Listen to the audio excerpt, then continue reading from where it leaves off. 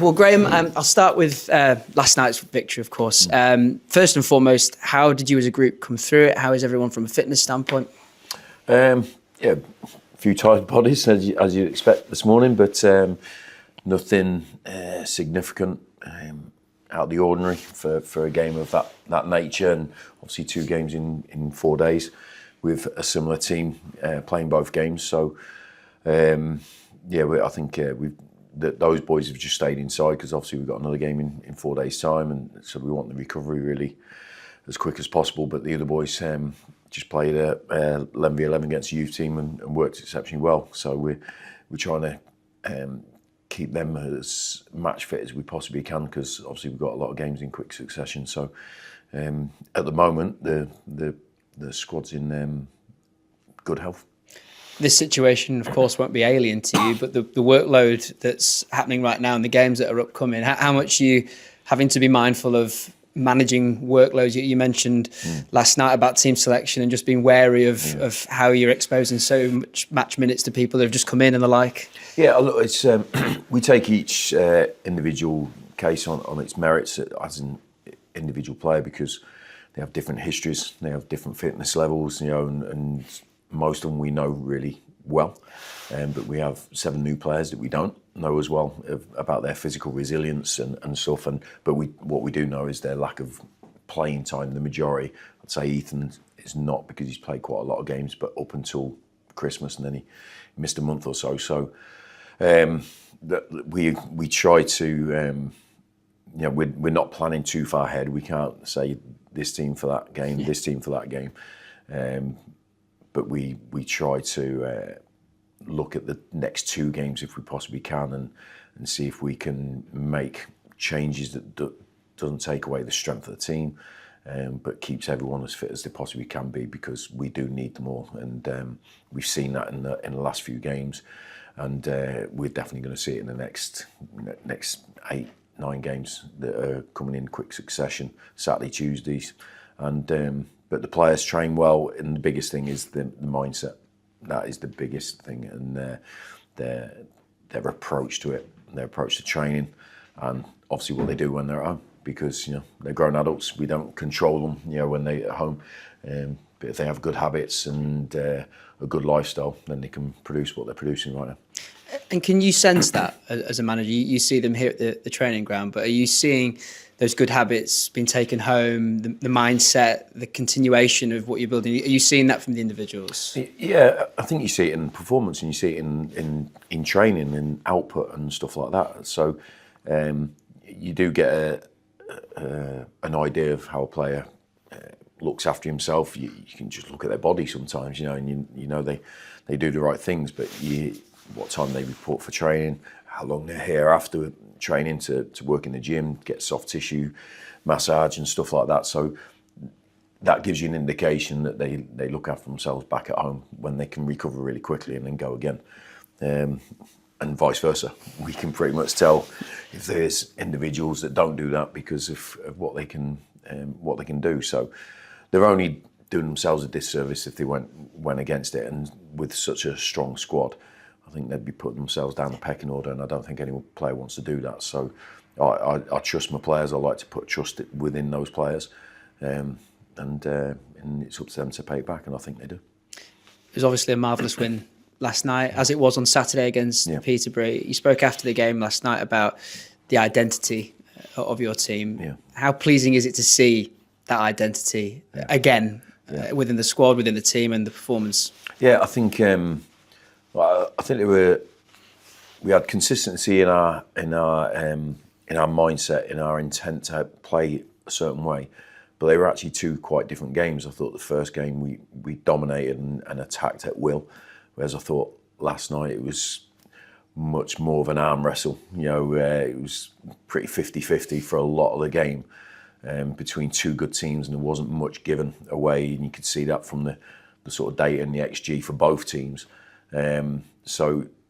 But the intent to try and play how we play was always there, and I haven't had a chance to analyse the game fully yet, but Scott has put a little thing. You know, we sometimes put a little package together straight away for the players just to be on canteen on loop.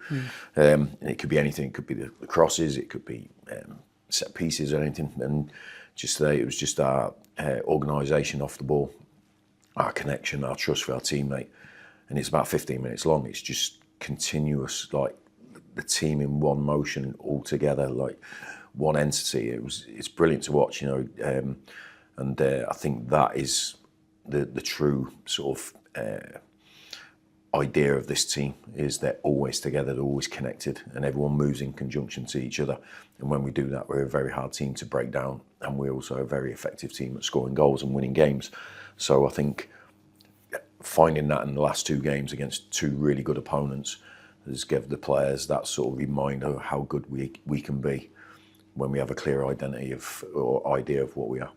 And is that even more pleasing in the fact that the level of opposition in both games, as you rightly point out, but particularly last night, because they're a team that are right above you in the table, or were right above you in the table, a point separating you both, given where you are at this stage of the season, the fact that they changed their system and they went to match you up at the start, all those factors, but it didn't deter you from what you are and what you want to be. Yeah, that was the biggest thing, because I knew last night would be a different challenge. I knew it would, because it wasn't going to go as well. I don't think you get 2 continuous performances like we did against Peterborough. So I think that I didn't want the players to get disappointed after 20 minutes that it wasn't going as well as it did on Saturday, and just to keep the clarity in our mind about what we're trying to achieve. Whenever there's a throw in, a free kick, a goal kick, they're in possession. You know, what's the end goal for us if we're on the ball or out of possession? And I think they kept that all the way through. And you're right. I think the level of opponent, and look, Peterborough came into it in a great run of form, but Stockport have been consistently at the top for a couple of seasons at this level. And we saw how difficult the game was down there, or over there. And so to go out and perform that way and turn that fine margin, which I think if you look at the games, Luton I think was a fine margin, Cardiff was a fine margin, to turn it in our favour shows a little bit of progress from our side. And that's what we're trying to do. We're continually progressing as a team, as a club at this level again. But sometimes it plateaus out, sometimes you take a knockback, but as long as you still have the intent to keep going forward, that's the main thing. And that's what I saw from the players. I thought they really enjoyed that game in a different way. Yeah. If that makes sense. Yeah. It was more like the grind, but the discipline within that grind was absolutely fantastic.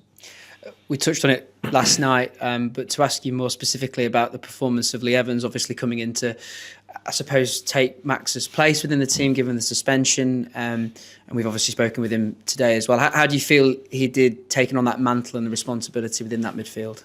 Yeah, I thought, we. I spoke to him before the game about a certain positional thing that just for specifically against Stockport, that with their striker Wootton, who's a big outlet for them. So I thought he marshalled the space in front of them, of him really well.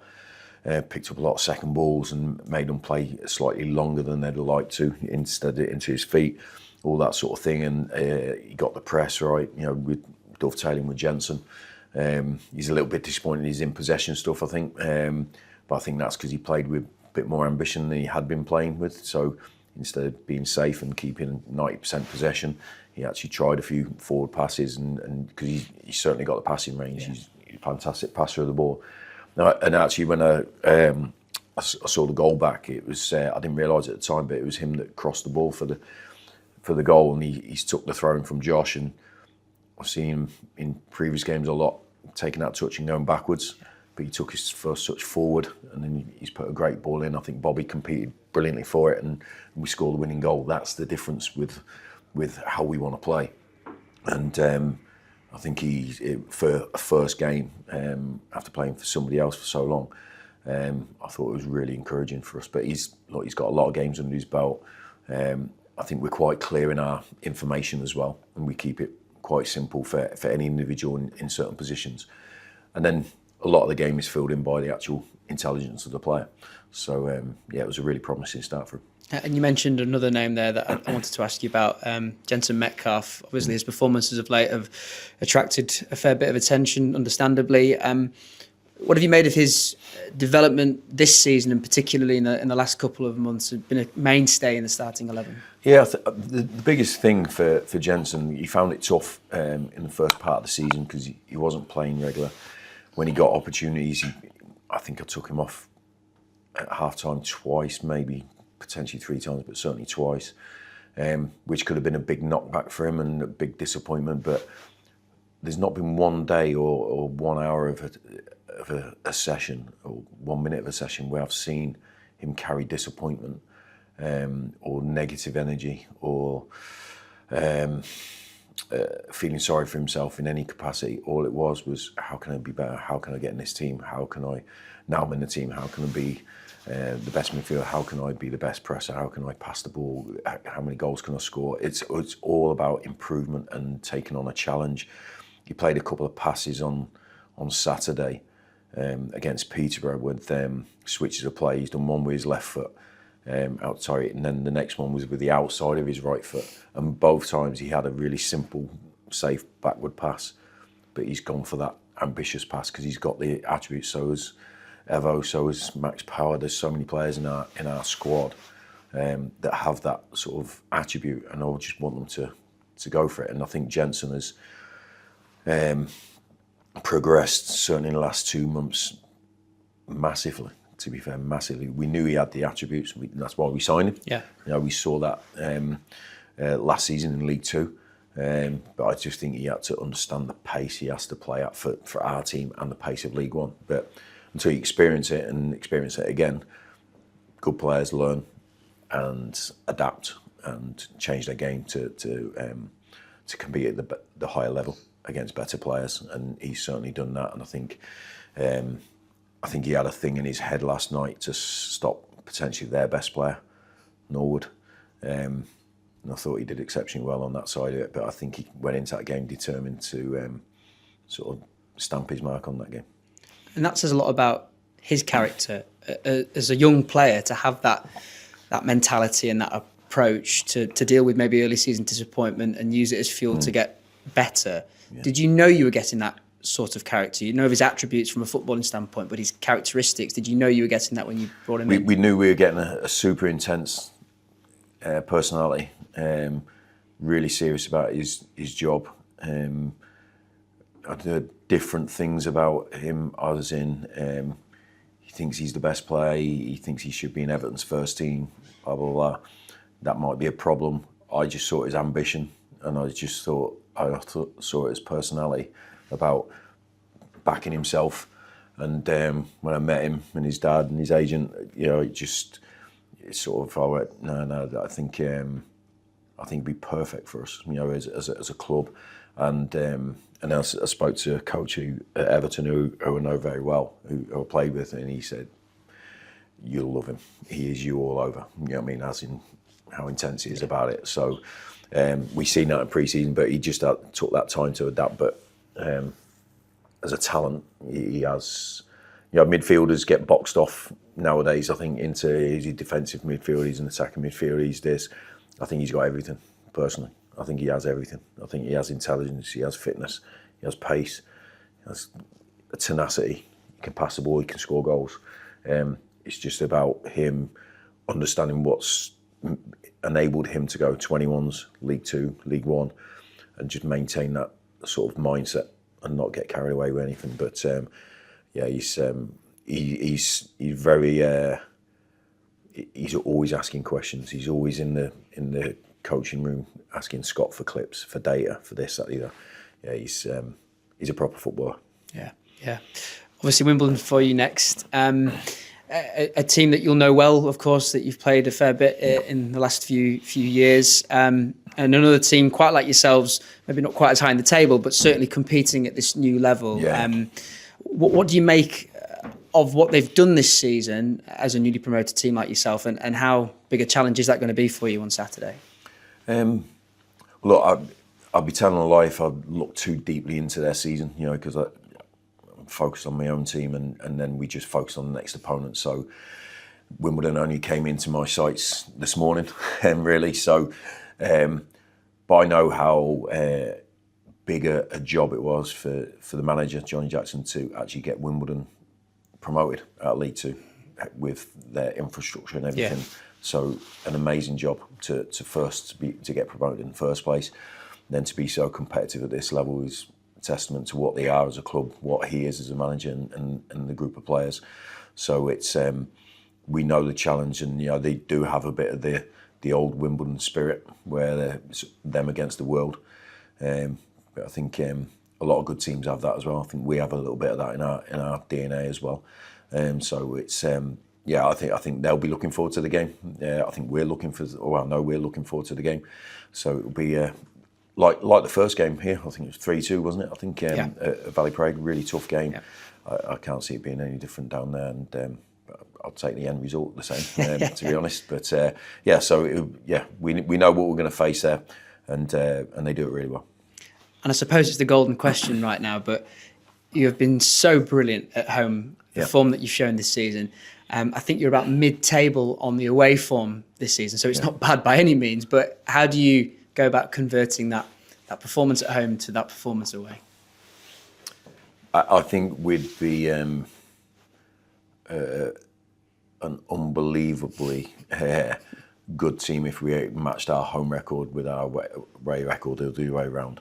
I think mid-table as an away team, as a newly promoted team, is actually pretty good.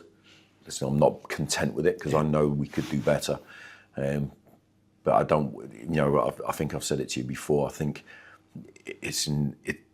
we can't have it as comparing it with our home form. I think we have to take it as a separate entity and actually go, well, where's our away form compared to everybody else?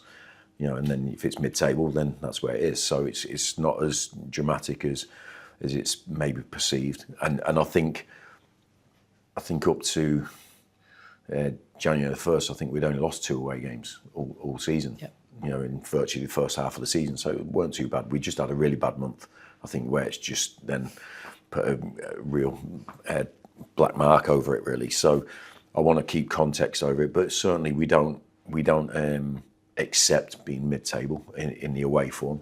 I think we have to look at what we do and can we change what's happening in the previous month, but we're not going to play Huddersfield, Luton, Lincoln away every single week, and that's not to the disrespect to anyone else in this league, but I think anyone would find those games in succession really, really tough. Even Cardiff, who are top of the league, I think they'd find all those away games really hard. So that's what I want the players to understand, that the season is made up of home and away form. That you get your points home and away, and if we get more at home, then I think that was the bugbear of a lot of people around Bradford. It was always the other way round. So if we had it perfect, then we'd be top of both tables and we'd be 100 points clear. But that's not the case. But we'll keep trying. That's the biggest thing. We'll keep trying to improve, get better, and try and win. And just finally, on the injuries front, how are Will Swan and Nick Powell progressing at the moment? Yeah, well, Nick's training with us. He played in the game this morning, so he's making good progress. Swanee a little bit later, so he's out on the grass, but he's still with the medical team. He joined in a little possession at the start, but that was only 5 minutes, and then he went with the physio. So I think it'll be another couple of weeks with Swanee. But Nick's been quite promising in the last week or so. He's joined in a bit more training. Then we allow him to recover, then expose him again, and give him the best opportunity to be available at some point before the end of the season. Best luck, Saturday, Graham. Thank you. One of the key things about the last 3 or 4 games is that you've managed to get back to getting clean sheets again. How important is it that when you don't get a clean sheet, that doesn't become a sort of negative in the minds of the defence? Well, look, there's the conceding goal. If you concede but you win 2-1, I think everyone's really happy with the result. And it's if you do concede and you get beat, then it's a double whammy. So I think, but if you can win and keep clean sheets, I think that's the perfect sort of plan for every football team. I would think, but I think we're quite high on the clean sheet table this season. I think we're in the top 3, which is good for, again, a newly promoted team. but it's when we understand what we have to do as a team, and when we do that, we've seen the last 2 games, we've been very hard to break down, and we don't give many opportunities away, so we have to maintain that. But I think we try to keep everything in context, and we always, when we concede a goal, we sit down with defenders and we analyse it straight away. We always do that, win, lose or draw. We'll always look at their positive clips, but then we always just see if there's something we can learn from the goals we concede. And I think it's important for us to do that. But the players take on great accountability. They understand. They hold their hands up when they haven't connected to their teammate or something like that. And but if it's a blatant mistake, it's a mistake that everyone knows about. But if we can be hard to beat, I think and hard to break down, I think it enables us to have a bit more composure when we're in front of goal as well. And I think we've seen that in the last couple of games especially. One of the key things of the defensive side of that has been that players have been out of the team through injury or whatever, but it doesn't seem to affect the balance of that defence and how they play together as part of the team. Yeah, I agree. I think I've had a couple of conversations with a couple of players this morning that are outside of the starting team at the minute, and just explaining about, look, the way we defend has been the way we defended since day one of pre-season for any new players joining, and the lads who were here last year since the start of last pre-season. We haven't changed it, going from level to level. We've always stuck with the principles. So it's really, and when we have a meeting with our first team defenders on certain clips, we always bring the young pros in, so and maybe a scholar, so George Goodman, and we had Oscar Lund from the U team to see the same meeting, but after, and they know what we should be doing. So if they know, because it's that clear, and then our first team players should know. And I think it's why I know if we don't win for a couple of games, there's a conversation around changing what we do. But I think it's very hard then to be consistent with our messaging, then consistent with our learning about any issues we have. I think we've just got to try and be better at what we do. If we make a mistake, right, can we be better than that? We know what good looks like because we've done it so much. Let's just chase that all the time, and I think that's what the players have done. So I think as long as they're intuitive and they're intelligent, they can take in the analysis that we do, and when we're on the training pitch, then they're all capable of giving the team what they need. That we haven't recruited by accident and just picked a name out. The players have the attributes to defend how we want to defend, and so they all have an important part to play. Okay. Obviously about being the newly promoted side. I mean, of the 4 teams, obviously 2 of them are at the bottom and struggling a little bit, fighting relegation. Obviously Wimbledon are sort of finding their feet. What do you think this club have done other than amass more points? What do you think this club have done so right in terms of being where they are? As the lead in one of those 4 who've come up. I think I can talk about what we've done, but I can't talk in contrast to what the others done because I haven't, analysed them, at all really until we play them. So I just think I don't know. All I can say from our side is we came into pre-season or in the summer really, and certainly pre-season with the same mindset as we did last pre-season, and that was to try and win as many games as possible and be as competitive as we could week in, week out. So we didn't talk about any end game. We didn't talk about any end game last season either. I think it was obvious for everyone, but because we've been in League Two for 6-7 years. But we didn't talk about it internally. We just talked about our way of playing, what we had to do to work towards winning games and being competitive and giving ourselves a chance to win over a consistent amount of time over 10 months and 50 games. That's what we did, and we just went at it the same way. I didn't change our language, didn't change our message, didn't change our outlook, and that's all I can say from our side. I can't contrast it with other people. It's important, as you say, not to bring up team names in the sense of you're playing this year, you'll be playing Cardiff, you'll be playing Bolton, you'll be playing Stockport. Look, I've been there as a player, getting promotion, and then you go into the next season and you can give the opponents too much respect. I think mentally and already you're in a negative mindset going into a game, and that's not a good starting point to be at. So you sort of feel like you almost don't belong at this top table. 100%, second best. Why would you do that to yourself? Everyone else is going to do that for you. They're going to talk up their club and stuff. So I hate that sort of even thought process, and I'm talking to some of the players today, lads who have coming on loan who are not in the team at the minute, and about just letting go, just being what they are, and why would you talk negatively about yourself or to yourself? My right foot's not great, but your left foot's a wand. So talk about your left foot, or think about your left foot. Don't think about your right foot. It's just simplistic stuff like that I think is important. That I think you can. Listen, we don't kid ourselves that we're perfect and we're the best thing since sliced bread. But if we didn't have good attributes and good level of skills and mindset and professionalism, then we wouldn't be in the first place. So you've done a lot of good stuff to be here in the first place and be a professional footballer. So just focus on that, and that's what we try to do. So game in, game out, I'm only taking it from my own playing experience. If I went into a game feeling second best, it was a crap feeling. It was, sometimes that was because the messaging from, I don't know, maybe a manager or the media or something, but sometimes it was me talking myself out of a game. Certainly when I was younger. And I'll be honest, when I was 30 plus, I lied to myself every single week and told myself I was the best player in the world. And it sort of worked for me a little bit. I was the fittest, strongest. That was it. I thought the positive thought process definitely pays off, and it can manifest itself in actions and behaviour and stuff like that. It doesn't guarantee anything, but certainly a better starting point.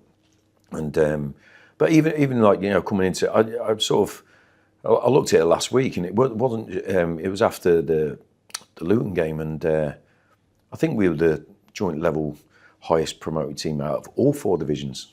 So not just in our division, And I think now that we've gone to, I think, 4th, I think we are in the highest out of all the divisions. So that's we can't just compare with the guys the clubs we came up with. It's all across the board. So I think the players have done brilliantly from start of the pre-season. And attack the season in the right way. We've had a couple of punches on the nose, certainly recently in January, but then we've shown our character and our personality to stand up and go, no, we're still a good team, and we'll have more punches along the way. But as long as we respond in the way we have done in the last week or so, then we've got nothing to fear. Do you sense perhaps some of the players who haven't played at this level before now feel that they're worthy, they belong at this level because this team has done as well as it has so far? Yeah, I think that, but I think sometimes, I think as a player, I think you want to prove yourself to your teammates as well, and you want to prove yourself to your manager, I think, and your family, and the supporters of your club, rather than the level you're playing at. You want to prove yourself, your worthiness to those people, and I think that's why I talk well of my players. I think well of my players because I want them to look at me and go, no, he really thinks I'm a really good player. I want them to have that trust and that confidence from me and me of the staff, because they all do it, and I talk constantly about give them the truth, but be positive with it, and give them an end goal of what they could potentially look like, and that's I prefer to live my life like that, to be honest, and I think the players respond to that. I think there's a lot of, certainly nowadays, look, with social media and everything, there's a lot of negativity that you could just press a button and it can just pour all over you. So I just want to be the antidote to that sort of thing if we can, and make it an environment where the players feel comfortable coming in and they know they're going to be respected and cared for and pushed. Because it's not, listen, I'm talking a bit lovey-dovey at the minute, and I'm a little bit like a hippie or something, but, but it's, it's like we're in a hard environment. You have to win, you have to compete. So we always insist on that. But also, I think it's important to value what we are as a group as well. Obviously, you were talking about the heavy fixture run now, and the fact that it's unlikely you're going to be naming an unchanged team week in, week out because of obviously the scenario. You've got players not involved. Likes of someone like Stephen Humphrys, Paul Mullin, who sat on the bench the last 2 games. When you've got sort of experienced professionals like that, Humphrys who's been playing regularly, Paul Mullin who's come here to play games. Do you have to sort of speak to them slightly differently to perhaps some other players because it might be a bit sort of alien for them to be sat on the bench for a couple of games without kicking the ball? Yeah, I talk to all the players differently because they're all different characters, but I still have the same sort of rules and mindset from myself about how we do things, because there has to be a uniformity about how we do things, but each individual is different. They've got different histories, different expectations, different fitness levels, all that sort of thing. So I think it's important. I can't, I could have a little set play of conversation here, but it might just mirror up with two players, and then I have to have a different one for that. So I'll just go off what they say. I don't have ever a preconceived idea of what I'm going to say.